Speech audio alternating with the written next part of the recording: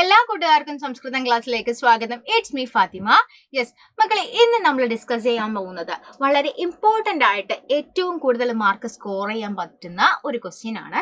തിരക്കഥയുടെ നിർമ്മാണം അല്ലെ, തിരക്കഥ എങ്ങനെ എഴുതാം എന്നുള്ളതാണ് മൂന്നാമത്തെ പാഠഭാഗമായിട്ടുള്ള വ്രജഹരിതം എന്ന് പറയുന്ന പാഠഭാഗവുമായി ബന്ധപ്പെടുത്തിയിട്ട് തിരക്കഥ എഴുതാനുള്ള ഒരു ക്വസ്റ്റ്യൻസ് എപ്പോഴും നിങ്ങൾ കാണാറുള്ളതാണ്.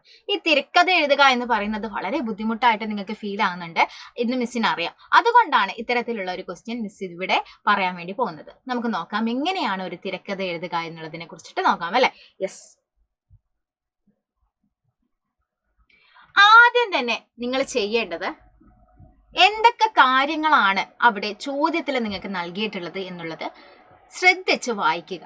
ഓക്കെ, നിങ്ങൾക്ക് ക്വസ്റ്റ്യനിൽ തന്നിട്ടുള്ള കാര്യങ്ങളെ നന്നായിട്ട് നിങ്ങൾ വായിക്കുക. ഓക്കെ, ആദ്യം നമ്മൾ പറയാണ് പട്കഥ അല്ലെ, പട്കഥ എന്നാണ് തിരക്കഥക്ക് പറയുന്നത്. പട്കഥയുടെ ഒരു മാതൃകയാണ് നമ്മളിവിടെ കൊടുത്തിട്ടുള്ളത്.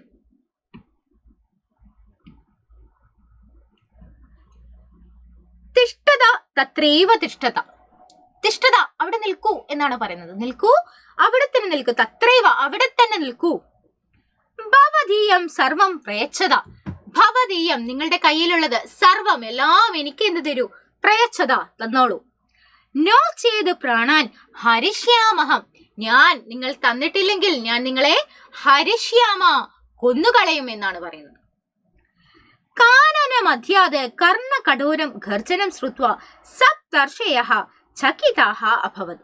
കാനന മധ്യാത്, കാനനത്തിന്റെ മധ്യത്തിൽ നിന്നും, കാനനത്തിന്റെ നടുവിൽ നിന്നും കർണ കഠോരമായിട്ടുള്ള, ചെവിക്ക് സഹിക്കാൻ പറ്റുന്നതിനപ്പുറമായിട്ടുള്ള, ഓക്കെ അപ്പുറമാണ് കേട്ടോ, ചെവിക്ക് സഹിക്കുന്നതിനപ്പുറമുള്ള ഗർജനം ശ്രുത്വ, ഗർജനം കേട്ടിട്ട്, ശ്രുത്വ എന്ന് പറഞ്ഞാൽ കേട്ടിട്ട്, സപ്തർഷയഃ സപ്തർഷിമാര് 7 മഹർഷിമാര്, ചകിതാഹ, ചകിത എന്ന് പറഞ്ഞാൽ എന്താണ്, ചകിത എന്ന് പറയുന്നത്, ചകിതാഹ എന്ന് പറഞ്ഞാല് പേടിയാണ്. അപ്പൊ പേടിച്ചു. ജഡിതി, ജഡിതി എന്ന് പറഞ്ഞാൽ പെട്ടെന്ന്, തീക്ഷ്ണ രക്തപങ്കിലം ഗഡ്ഗം പ്രസാര്യ ഭയങ്കരഃ കശ്ചന നിഷാദഃ തേഷാം പുരതഃ ആപതത് എന്നാണ് പറയുന്നത്. ജഡിതി പെട്ടെന്ന് തന്നെ, എന്താണ് രക്തപങ്കിലം, രക്തപങ്കിലം എന്ന് പറഞ്ഞാൽ ചോരയുള്ള, ചോരയുടെ കളറുള്ള അല്ലെങ്കിൽ ചോര നിറമുള്ള, ചോര മണമുള്ള എന്നൊക്കെ പറയും, അതാണ് ചോരയുടെ മണമുള്ള, ഗഡ്ഗം പ്രസാര്യ ഒരു വാൾ, ഗഡ്ഗം എന്ന് പറയുന്നത് വാളാണ് കേട്ടോ, വാൾ പ്രസാര്യ തന്നെ എടുത്തു വന്നിട്ട്, ഭയങ്കര കശ്ചന നിഷാദഃ ഒരു വലിയൊരു നിഷാദൻ, നിഷാദഃ എന്ന് പറഞ്ഞാൽ ആരാണ്, കാട്ടാളൻ എന്ത് ചെയ്യുകയാണ്, തേഷാം പുരതഃ ആപതത് അവരുടെ മുന്നിലേക്ക്, ആപതത് അവരുടെ അടുത്തേക്ക് വന്നു അല്ലെ, പുരതഃ. സർവമഭി പ്രയച്ഛത സഹ ഉച്ചൈരാക്രോശത്, എന്താണ് സർവമഭി പ്രയച്ഛത, നിങ്ങളുടെ കയ്യിലുള്ള എല്ലാം എനിക്ക് തരൂ എന്ന ഉച്ചത്തിൽ ഇങ്ങനെ വിളിച്ചു പറയാൻ വേണ്ടി തുടങ്ങി. ഓക്കെ, അതാണ് സന്ദർഭം എന്ന് പറയുന്നത്. ഇതാണ് സന്ദർഭം. അപ്പൊ ആദ്യം തന്നെ എന്താണ്, അവിടെ നിൽക്കൂ, അവിടെ നിൽക്കൂ എന്ന് ഉറക്കെ വിളിച്ചു പറയുന്നു. ചെവിക്ക് സഹിക്കുന്നതിനും അപ്പുറമായിരുന്നു ആ ഒരു ശബ്ദം എന്ന് പറയുന്നത്. പെട്ടെന്ന് തന്നെ 7 മഹർഷിമാർ ഇത് കേട്ടപ്പോൾ പേടിച്ചു പോയി. ആ സമയത്ത് ഒരാൾ വലിയ വാളും എടുത്ത് വരുന്നു. രക്തത്തിന്റെ കറകളൊക്കെ പുരണ്ടിട്ടുള്ള ഒരു വാളായിരുന്നു. എന്നിട്ട് മുന്നിൽ വന്നിട്ട് പറയാണ്, നിങ്ങളുടെ കയ്യിലുള്ളതൊക്കെ എനിക്ക് തരണം എന്ന് പറയും. ഇതാണ് ദൃശ്യം. ഓക്കെ, അപ്പൊ നമുക്ക് നോക്കാം. ദൃശ്യം എന്ന് നമ്മൾ എഴുതണം. എന്തെഴുതണം? ദൃശ്യം. ദൃശ്യം എന്ന് നമ്മൾ എഴുതുന്നു. ഇതാണ് നമ്മുടെ തിരക്കഥ കേട്ടോ. ദൃശ്യം എന്ന് പറഞ്ഞാല് എന്താണോ അവിടെ വേണ്ടത് ആ ഒരു കാര്യമാണ് എഴുതുന്നത്. ദൃശ്യം എന്ന് എഴുതുന്നു, 1 എന്ന് എഴുതുന്നു, ദൃശ്യം 1. അതിനുശേഷം എഴുതേണ്ടത് കഥാപാത്രാണി, കഥാപാത്രങ്ങൾ ആരാണ് എന്ന് എഴുതണം. കഥാപാത്രങ്ങൾ ആരാണ് ഇവിടെ, ആരാണ്? 1 രത്നാകരനാണ്, രണ്ടാമത്തത് സപ്തർഷയ, സപ്തർഷിമാരും അതുപോലെ രത്നാകരൻ. നിങ്ങൾ കഴിഞ്ഞ ക്ലാസ്സിൽ +1 പഠിച്ച ഒരു പാഠഭാഗമാണിത്. അതുകൊണ്ട് തന്നെ നിങ്ങൾക്ക് ആരാണെന്നുള്ള കാര്യം മനസ്സിലാവും. യെസ്, സപ്തർഷിമാരും രത്നാകരനുമാണ് ഇവിടെ കഥാപാത്രങ്ങൾ എന്ന് പറയുന്നത്. പ്രദേശം, പ്രദേശം കൊടുക്കണം. പ്രദേശം എന്ന് പറഞ്ഞാൽ നടക്കുന്ന സ്ഥലം എവിടെയാണ്? ഘോരം വനം, ഘോരമായിട്ടുള്ള, ഘോരമായിട്ടുള്ള എന്ന് പറഞ്ഞാൽ വലിയ, ഘോരം എന്ന് പറയുന്ന പേടിപ്പെടുത്തുന്ന തരത്തിലുള്ള വനം, കാട്. ഓക്കെ, രംഗവിവരണം. അതിനുശേഷം 3 കോളംസ് ആണ് നമുക്ക് വേണ്ടത്. ഓരോ കോളത്തിലും വേണ്ട കാര്യങ്ങൾ മിസ് ഇവിടെ കൊടുത്തിട്ടുണ്ട്. 3 കോളം നമുക്ക് വേണം. ഓക്കെ, അതിൽ ഓരോ കോളത്തിലും ഓരോ കാര്യങ്ങളാണ് നിങ്ങൾ എഴുതേണ്ടത്. മനസ്സിലായല്ലോ? ഓരോ കോളത്തിലും ഓരോ കാര്യങ്ങൾ നിങ്ങൾ എഴുതേണ്ടതായിട്ടുണ്ട്. നമുക്കൊന്ന് നോക്കാം. ആദ്യം തന്നെ രംഗവിവരണം. രംഗവിവരണം എന്ന് പറയുന്നത് എന്താണ്? ഓരോ കാര്യങ്ങളും നടക്കുന്ന കാര്യങ്ങൾ അല്ലെ, ഓരോ കാര്യങ്ങളും നടക്കുന്നതിനനുസരിച്ചിട്ട് ഈ രംഗവിവരണം എന്ന് പറയുന്ന കോളത്തിലാണ് നമ്മൾ എഴുതേണ്ടത്. എന്തൊക്കെയാണോ നടക്കുന്നത് എന്നുള്ള കാര്യങ്ങൾ മുഴുവനും ആ ഒരു രംഗവിവരണം എന്ന് പറയുന്ന കോളത്തിലേക്ക് വരണം. സംഭാഷണം എന്ന് പറയുന്ന അടുത്ത കോളത്തില് ഡയലോഗ്സ് മാത്രമാണ് വരേണ്ടത്. ഒരാൾ ഇന്നതിനെ കുറിച്ച് സംസാരിക്കുന്നു എന്ന് പറഞ്ഞിട്ട് ഡയലോഗ് എന്താണോ അതാണ് സംഭാഷണം എന്ന് പറയുന്ന കോളത്തിൽ വരേണ്ടത്. വിനിമയ എന്ന് പറഞ്ഞാൽ ക്യാമറ. അപ്പൊ ക്യാമറ, ഛായാഗ്രഹണം എന്നൊക്കെ പറയും. വിനിമയം എന്ന് പറയുന്നത് ക്യാമറയാണ്. അപ്പൊ ഛായാഗ്രാഹി എന്ന് പറയുന്നത് ക്യാമറ എന്ത് ചെയ്യാണ്? വനം വിപുലീകരോതി. ഛായാഗ്രാഹി എന്ന് പറയുന്നത് ക്യാമറാമാനോട്ട്. അപ്പൊ ക്യാമറാമാൻ വനത്തെ വിപുലമാക്കി കാണിക്കുന്നു, സൂം ചെയ്ത് കാണിക്കുന്നു, ഇങ്ങനെ വിപുലമാക്കി കാണിക്കുന്നു എന്നാണ് പറഞ്ഞു വരുന്നത്. മനസ്സിലായല്ലോ? ഈ ക്യാമറാമാന്റെ കോളം നമുക്ക് എപ്പോഴും നമുക്ക് ഇഷ്ടപ്പെട്ട രീതിയിൽ മാറ്റി മാറ്റി എഴുതാൻ വേണ്ടി പറ്റും. ഓക്കെ, രംഗവിവരണവും അതുപോലെ തന്നെയാണ്. നമുക്കൊന്ന് വായിച്ചു നോക്കാം. നിബിഡം വനം. നിബിഡമായിട്ടുള്ള, ഇടതൂർന്നിട്ടുള്ള വലിയ വനം. ഓക്കെ, കാട്. തത്ര അനേകാഹ വന്യജീവിനഃ സന്ധി. അവിടെ വലിയ വലിയ വന്യജീവികളുണ്ട്. അനേകാഹ, ഒരുപാട് വന്യജീവികളുണ്ട്. സിംഹം, വ്യാഘ്രഃ, വനഗജഃ ഇത്യാദയഃ വന്യമൃഗാഃ തത്ര തത്ര നിർഭയേന അഠന്തി എന്നാണ് പറയുന്നത്. അവിടെ ഒരുപാട് വന്യമൃഗങ്ങളുണ്ട്. സിംഹമുണ്ട്, വ്യാഘ്രഃ, കടുവയുണ്ട്, അതുപോലെ കാട്ടാനകളുണ്ട്. ഇതൊക്കെ തന്നെയുമുണ്ട്. എല്ലാവരും നിർഭയേന അഠന്തി, എല്ലാവരും ഇങ്ങനെ ഭയമില്ലാതെ, നിർഭയേന എന്ന് പറഞ്ഞാല് ഭയമില്ലാതെ ഇങ്ങനെ അഠന്തി, ഇങ്ങനെ ചുറ്റിക്കറങ്ങുകയാണ്. തത്ര ഏകദാ നദി അസ്തി. ഇവിടെ ഒരു നദിയുണ്ട്. വനെ സ്വച്ഛന്തം വിഹരന്തഃ സപ്തർഷയഃ നദ്യാം ജലം പാതും. എന്താണ്?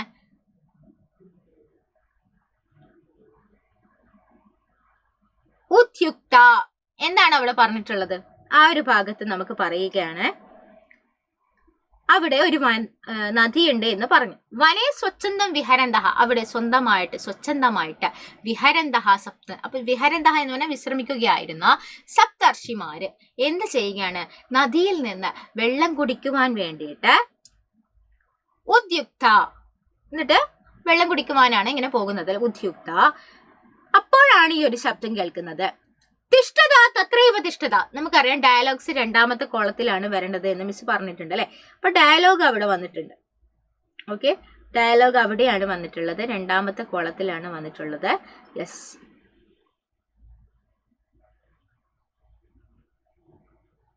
രണ്ടാമത്തെ കോളത്തില് തിഷ്ഠത തത്രൈവ തിഷ്ഠത ഭവതീയം സർവം പ്രയച്ഛത. എന്താണ് പറയുന്നത്? തിഷ്ഠത, അവിടെ നിൽക്കൂ. എന്നിട്ട് പറയാണ് തിഷ്ഠത തത്രൈവ തിഷ്ഠത ഭവതീയം സർവം പ്രയച്ഛത. നിങ്ങളുടെ കയ്യിലുള്ളതൊക്കെ എനിക്ക് തരുന്നു. നോ ചേത് പ്രാണൻ ഹരിഷ്യാമഹം. ഇത് എവിടുന്ന് കിട്ടി?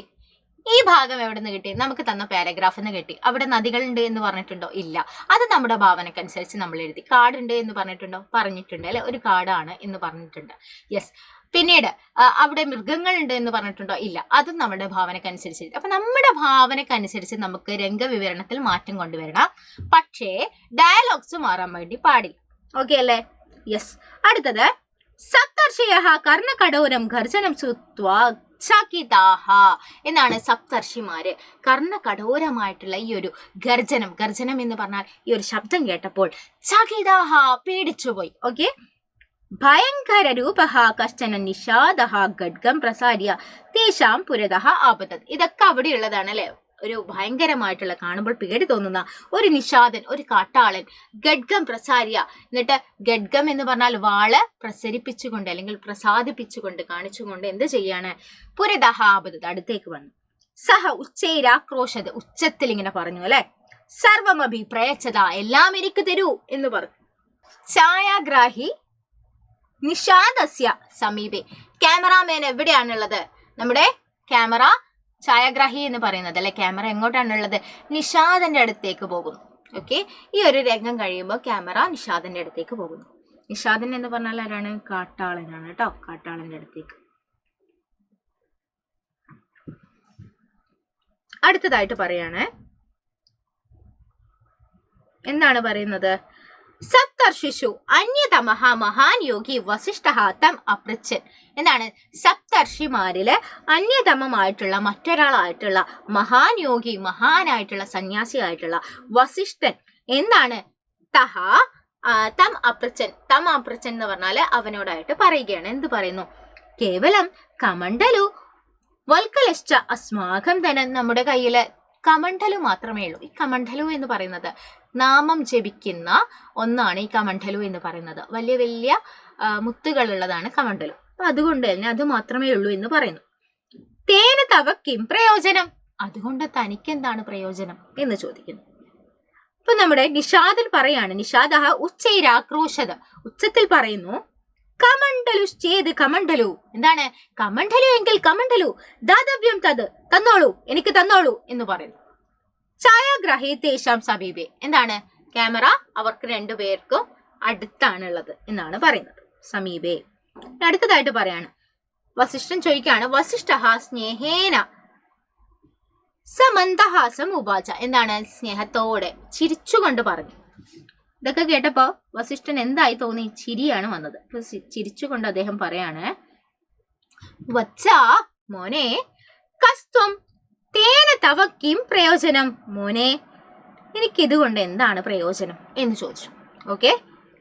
അതിനുശേഷം വസിഷ്ഠസ്യ വത്സാ ഇതി സംബോധനേന തസ്യ മനസ്സി കാമപ്യനുഭൂതി അജായത സഹ പ്രത്യവതത്. മോനെ എന്ന് വിളിച്ച സമയത്ത്, വത്സ എന്ന് വിളിച്ചല്ല, മോനെ എന്ന് വിളിച്ച സമയത്ത് എന്ത് ചെയ്യാണ്? നമ്മുടെ കാട്ടാളന്റെ മനസ്സിൽ എന്തായിട്ട് മാറുന്നു? ഒരു വല്ലാത്തൊരു അനുഭൂതി ഉണ്ടാകുന്നു. മോനെ എന്ന് വിളിച്ച സമയത്ത് ഞാൻ ഇത്രയും നാളെ ചെയ്തത് തെറ്റാണ് എന്നുള്ളതൊക്കെയാണ് മൈൻഡിൽ വരുന്നത് കേട്ടോ.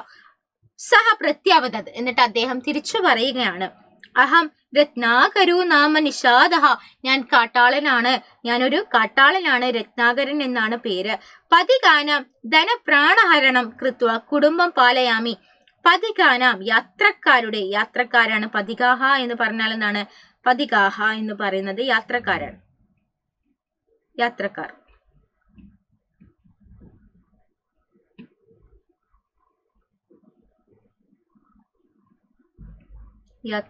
അപ്പൊ യാത്രക്കാരുടെ ധനം അപഹരിച്ചിട്ട് കുടുംബം പാലയാമി, ഞാൻ എന്റെ കുടുംബത്തെ നോക്കുന്നു. ഛായാഗ്രാഹി സമീപേ. ഇപ്പൊ ക്യാമറ എവിടെയാണുള്ളത്? സമീപത്ത് തന്നെ ഉണ്ട് എന്നാണ് ഇവിടെ പറയുന്നത് അല്ലെ.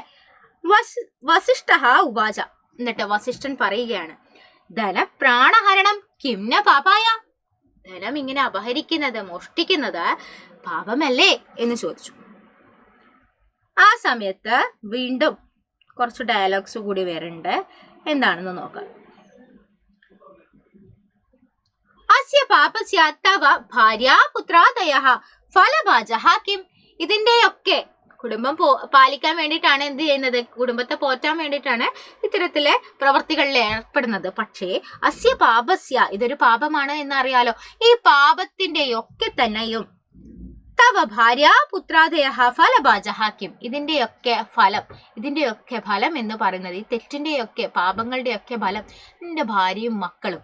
ഓക്കെ, ഭാര്യാപുത്രാദയഃ അല്ലെ, അവർ രണ്ടുപേരും ഭാര്യയും മക്കളൊക്കെ അനുഭവിക്കുമോ എന്ന് ആര് ചോദിക്കുകയാണ്? നമ്മളെ വസിഷ്ഠൻ ചോദിക്കുകയാണ്.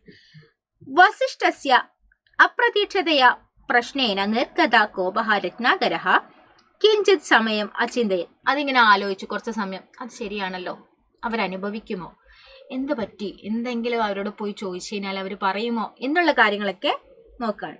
സഹവദത് അഹം ന ജാനെ, എനിക്കറിയില്ല. പൃഷ്ടോ ആഗച്ഛാമി, ഞാൻ ചോദിച്ചിട്ട് വരാം എന്ന് പറയുന്നു. വസിഷ്ഠ അവദത്, വസിഷ്ഠൻ പറയാണ്, തഥാസ്തു, അങ്ങനെ ആവട്ടെ. ഇതാണ് ആ ഒരു രംഗത്തിന്റെ എന്താ പട്കഥ എന്ന് പറയുന്നത്, തിരക്കഥ. ഓക്കെ, നമുക്ക് തന്ന ഭാഗങ്ങള് കുറച്ചേ ഉണ്ടായിരുന്നുള്ളൂ. പക്ഷെ നമ്മൾ അതിനെന്ത് ചെയ്യാണ്? വിപുലീകരിച്ച് വലുതാക്കി എഴുതുകയാണ് ചെയ്തിട്ടുള്ളത്. ഇതുപോലെ വേണം എൻ്റെ മക്കൾ എഴുതാൻ വേണ്ടിയിട്ട്. ക്യാമറ വരുന്ന സാധനങ്ങൾക്ക് നമുക്ക് എപ്പോഴും വിപുലീകരോതി, ഒരാളിൽ ഫോക്കസ് കൊടുക്കുന്നു എന്നുള്ള കാര്യങ്ങളൊക്കെ പറയും. അതിലെ ക്യാരക്ടേഴ്സ്, ഇപ്പൊ ആരാണോ 2 ക്യാരക്ടറാണ് ഉള്ളത്, ഇപ്പൊ ഫാത്തിമയാണ് ഉള്ളത് എന്ന് വിചാരിക്കും. അപ്പൊ ഫാത്തിമയെ വിപുലീകരിക്കുന്നു, സൂം ചെയ്ത് കാണിക്കുന്നു. അതിന്റെ സമീപം, അങ്ങനെ ചെറിയ ചെറിയ വാക്കുകളൊക്കെ വെച്ച് എഴുതാം. രംഗവിവരണത്തിൽ തന്നിരിക്കുന്ന വിവരണങ്ങളെങ്കിലും എഴുതാം. ഡയലോഗ്സ് മാത്രമേ എഴുതാൻ വേണ്ടി പറ്റുള്ളൂ. ഓക്കെ. അതുപോലെ വ്രജഹരിതം എന്ന് പറയുന്ന പാഠഭാഗമായിട്ട് നിങ്ങൾക്ക് എപ്പോഴും ഒരു തിരക്കഥ എഴുതാൻ വരാറുണ്ട്. ഓക്കെ. ആ ഒരു തിരക്കഥ കൂടി ഇവിടെ കൊടുത്തിട്ടുണ്ട്. ഓക്കെ അല്ലേ? നമുക്ക് നോക്കാം അല്ലെ. ഭവന്തഹ ഗച്ഛന്തു നാഹ മധുന ആഗച്ഛാമി. ഭവന്തഹ ഗച്ഛന്തു, നിങ്ങൾ പോയിക്കോളൂ. നാഹ മധുന ആഗച്ഛാമി, എന്താണ്? നാ അഹം, ഞാൻ എന്ത് ചെയ്യുന്നില്ല, വരുന്നില്ല. ആഗച്ഛാമി, ഞാൻ വരുന്നില്ല, നിങ്ങൾ പോയിക്കോളൂ എന്ന് പറയുന്നു. അസ്യ ദയനീയാം അവസ്ഥാം വിചിന്യ കഥമേദം തെക്ത്വ ഗന്ധും ശക്നുമഃ. അസ്യ ദയനീയാം അവസ്ഥ, ഇതിന്റെ ദയനീയമായിട്ടുള്ള അവസ്ഥ, വിചിന്യ, ചിന്തിച്ചിട്ട്, കഥമേദം തെക്ത്വ, ഇതിനെ തെക്ത്വ എന്ന് പറയുന്നത്, ത്യക്ത്വ അല്ലെ, തെക്ത്വ എന്ന് പറയുന്നത് ഉപേക്ഷിച്ചിട്ട്, ഗന്ധും ശക്നുമഃ, എങ്ങനെയാണ് പോവുക, ഇതിന്റെ ഈ ഒരു അവസ്ഥയിൽ നിങ്ങൾ ഇതിനെ വിട്ടിട്ട് ഉപേക്ഷിച്ചിട്ട് എങ്ങനെ പോകും എന്നാണ് കേട്ടോ. ഏഷഃ സർവദാ അസ്മാൻ പരിത്രാതും വ്യഗ്രഹ ആസിദ്. സർവദാ അസ്മാക്കും പരിത്രാതും അല്ലെ, നമ്മൾ എപ്പോഴും നോക്കാൻ വേണ്ടിയിട്ട്, വ്യഗ്രഹ ആസിദ്, ഇത് തന്നെയായിരുന്നു അസ്മാൻ പരിത്രാതും, നമ്മൾ നല്ല രീതിയിൽ അച്ഛനും അമ്മയൊക്കെ പോലെ നമ്മൾ നോക്കിയതൊക്കെ ഈ ഒരു വൃക്ഷമായിരുന്നു എന്നാണ് പറയുന്നത്. തത് സർവം വിസ്മൃത്യ, അതൊക്കെ മറന്നുകൊണ്ട്, ആപതി ഏതം, ആപത്ത് വരുന്ന സമയത്ത്, അനാദൃത്വ ഗന്ധും ന്യാഹം സമർത്ഥ, ഞാൻ ഇതിനെ വിട്ട് പോകാൻ വേണ്ടി, ആപത്ത് വരുന്ന സമയത്ത് ഇതിനെ വിട്ട് ഞാൻ പോവാൻ വേണ്ടിയിട്ട് എനിക്ക് കഴിയില്ല. അസമർത്ഥാഹ, ഞാൻ സമർത്ഥമില്ലാത്തയാളാണ് എന്ന് പറയുന്നു. ഗച്ഛന്തു സർവേ ഗച്ഛന്തു, പോകേണ്ടവരൊക്കെ പോയിക്കോളൂ, സർവേ ഗച്ഛന്തു, എല്ലാവരും പോയിക്കോളൂ, ഞാൻ പോകുന്നില്ല എന്ന് പറയും. ഇതാണ് ഈ ഒരു ഭാഗം, നമുക്ക് തന്നിട്ടുള്ള ഭാഗം ഇതാണ്. നമ്മൾ ചെയ്യേണ്ടത് ദൃശ്യം 1 എന്ന് എഴുതുന്നു, അതിനുശേഷം കഥാപാത്രങ്ങൾ എഴുതുന്നു. ശാരിക, തത്തയുണ്ട്. അതുപോലെ ശുഷ്കഹ വൃക്ഷ, ഉണങ്ങിപ്പോയിട്ടുള്ള വൃക്ഷം, ഉണങ്ങിയിട്ടുള്ള വൃക്ഷമാണ് കേട്ടോ, ഉണങ്ങിയ വൃക്ഷമുണ്ട്. ശാരികായാഹ പിതരവ്, ശാരികയുടെ അച്ഛനും അമ്മയൊക്കെ ഉണ്ട്. അന്യാഹ പക്ഷിണഹ, എന്താണ്? അന്യ മറ്റുള്ള പക്ഷികളും ഉണ്ട്. പ്രദേശം ഏതാണ്? ഇതൊക്കെ നടക്കുന്നത് കാട്ടിലാണ് അല്ലെ, വനമാണ്. ഇനി നമ്മൾ സാധാ ചെയ്യുന്നത് പോലെ തന്നെ 3 കോളം വരക്കുന്നു.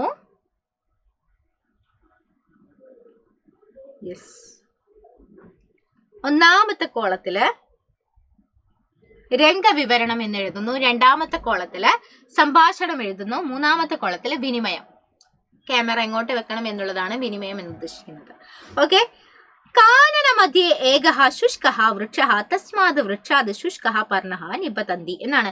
കാനന മധ്യേ, കാനനത്തിന്റെ മധ്യത്തിൽ നിന്ന്, ഏകഃ ഒരു, ശുഷ്കഃ വൃക്ഷഃ ഉണങ്ങിപ്പോയ മരം, തസ്മാത് വൃക്ഷാത് ശുഷ്കാഹ പർണാഹ നിബതന്തി, ശുഷ്കമായിട്ടുള്ള ഇലകൾ ഇങ്ങനെ താഴേക്ക് പതിക്കുന്നു എന്നാണ് പറയുന്നത്.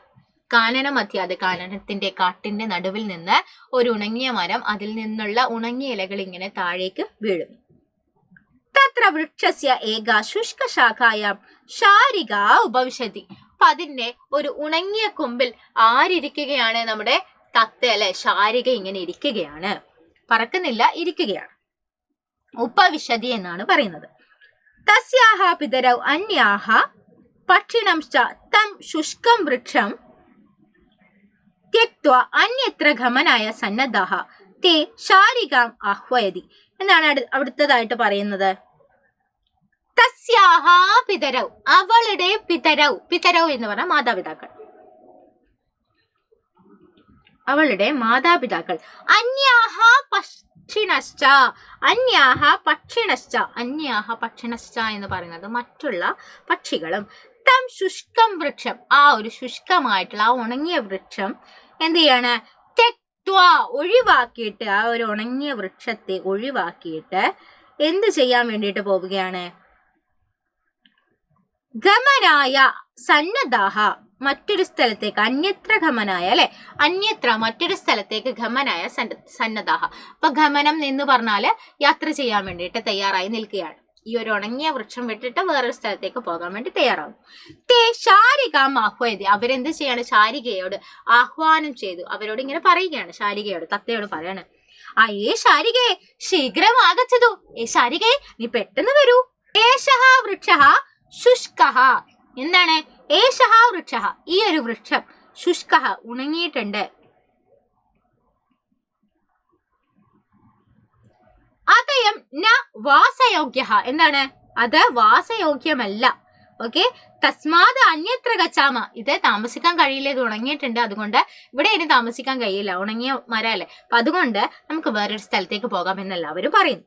ശാരിക ദുഃഖേന താൻ വിലേക്യ സഗദ്ഗതം അവതത്, എന്താണ് ശാരിക എന്ത് ചെയ്യാണ്, ദുഃഖേന ദുഃഖത്തോടെ സങ്കടത്തോടെ എന്ത് ചെയ്യാണ്, സഗദ്ഗതം അവതത്, ഇങ്ങനെ അവിടെ ഇങ്ങനെ സ്റ്റക്കായിട്ട് ഇരിക്കുകയാണ് ചെയ്യുന്നത്, സഗദ്ഗതം എന്നിട്ട് പറയുകയാണ്, ഭവന്തഃ ഗച്ഛതു, നിങ്ങൾ എല്ലാവരും പോയിക്കോളൂ, നഹമധുനാ ആഗച്ഛാമി, ഞാൻ വരുന്നില്ല, നിങ്ങൾ എല്ലാവരും പോയിക്കോളൂ, അസ്യ ദയനീയം അവസ്ഥാം വിചിന്യ നഹം കുത്രാപി ഗച്ഛാമി, ഞാൻ ഇതിന്റെ ദയനീയമായിട്ടുള്ള അവസ്ഥ കണ്ടിട്ട് ഞാൻ എങ്ങോട്ടും വരുന്നില്ല എന്നുള്ളതാണ് ഇവിടെ പറയുന്നത്.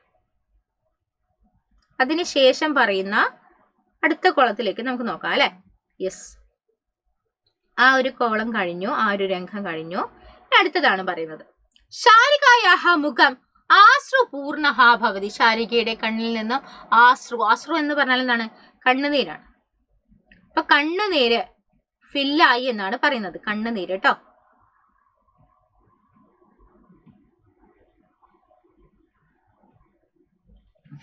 സാത്തം വൃക്ഷം ഗാഢമാശ്ലിഷ്യ അന്വേഷാം ഗമനം ശാസ്ത്രം പശ്യന്തി ഏവം അചിന്തയത്, എന്നിട്ട് അതിന് എന്ത് ചെയ്യാണ്, ഈ വൃക്ഷത്തെ ഇങ്ങനെ കെട്ടിപ്പിടിക്കുകയാണ്, എന്നിട്ട് പറയാണ്, എന്ത് പറയുന്നു, ഏഷ വൃക്ഷ സർവദാസ്മാൻ പരിത്രാതം വ്യഗ്രഹാസിത്, കെട്ടിപ്പിടിച്ചിട്ട് പറയാണ്, ഈ വൃക്ഷമാണ് നമ്മുടെ എപ്പോഴും നമ്മളെ അച്ഛനും അമ്മയും പോയ സമയത്തൊക്കെ നമ്മളെ കുടുംബമായിട്ട് കാണുന്നത്, അല്ലെങ്കിൽ നമ്മുടെ ഏറ്റവും അടുത്തുള്ള പരിത്രാതം നമ്മളെ സംരക്ഷിക്കുന്നതൊക്കെ ഈ വൃക്ഷമാണ്. തത് സർവം വിസ്മൃത്യ കഥമേതം തെക്ത്വ ഗന്ധം ശക്നുമഹ, ഇതൊക്കെ മറന്നുകൊണ്ട് എനിക്ക് അങ്ങനെ പോകാൻ കഴിയില്ല എന്നുള്ളതാണ് പറയുന്നത്.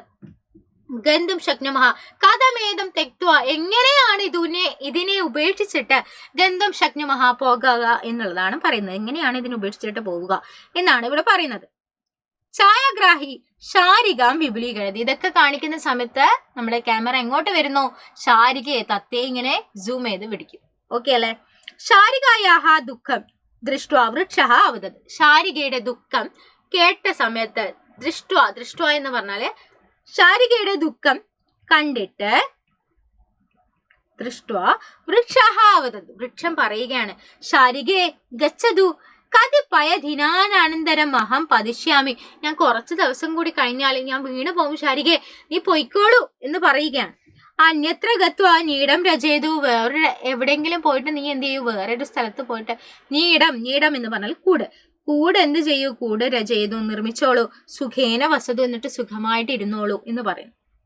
ഛായാഗ്രഹി വൃക്ഷസ്യ സമീപം, അപ്പൊ ഛായാഗ്രഹി ക്യാമറ എങ്ങോട്ട് വരുന്നു, നമ്മുടെ ക്യാമറാമാൻ എങ്ങോട്ടാണ് വരുന്നത്, ഛായാഗ്രഹി ഇങ്ങോട്ടേക്ക് അടുപ്പിക്കുന്നു, നമ്മുടെ വൃക്ഷത്തിന്റെ അടുത്തേക്ക് പറയും, അടുപ്പിക്കുന്നു അല്ലെ, വൃക്ഷത്തിന്റെ അടുത്തേക്കാണ് വരുന്നത്. യെസ്.